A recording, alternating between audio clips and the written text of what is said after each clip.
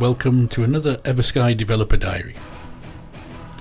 So this week I wanted to show you some of the work I've been doing over the last couple of weeks. Basically I had a hard drive failure a couple of weeks ago, so I've been trying to recover the data from the hard drive and generally messing around with backups and stuff for the last couple of weeks, so things have been going a little bit slowly, but as you can see here, basically I was working on a cloud simulation, and I thought I'd do the dumbest version first. So basically this is a particle based system essentially. The particles are static, but as you can see they're kind of sorted and they're not lit properly yet.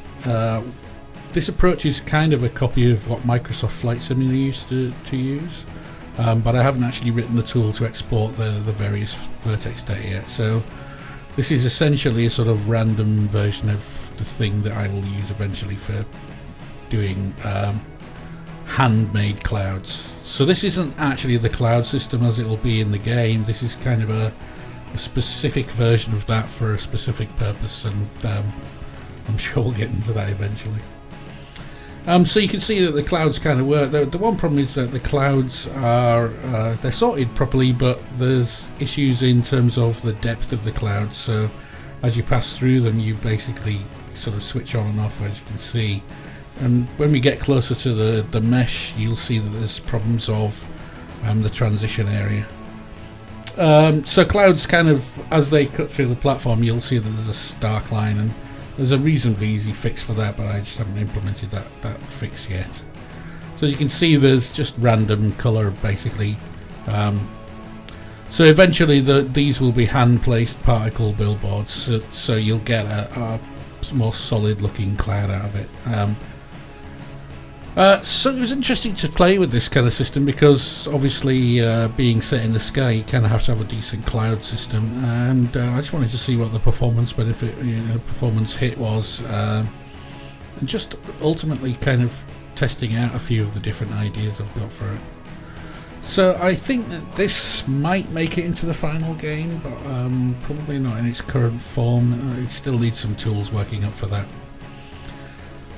So the other thing I did, just wanted to show you a few sort of problems. Here's as you fly through the clouds, obviously the distance between the cloud and you kind of cuts through the mesh that you're using, so your arms and that kind of thing. And so I will fix that before it gets to final, and obviously I'll make the tools to make the cloud sort of form and volume. The trouble with this approach, of course, is that the lighting doesn't really work in it. The lighting is basically baked into the vertex data of the cloud. So another thing I was working on was to make a crafting system, and obviously what part of the crafting system is that you can craft on specific.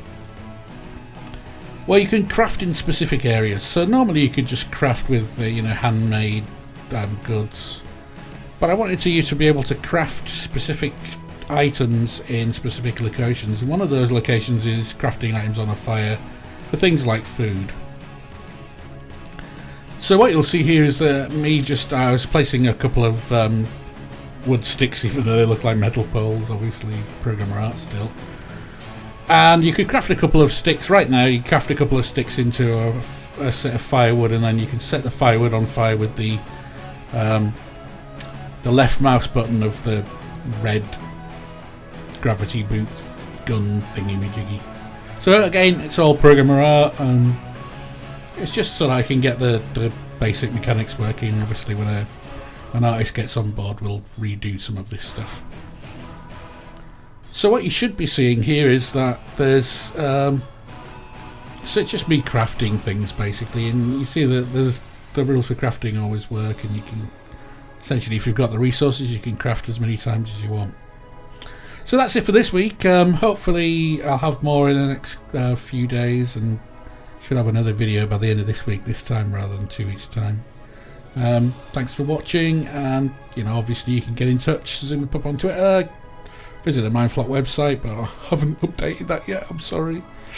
I am kind of slacking right now, it's really bad. So I shall post another video at the end of this week, and hope to see you then. Thank you.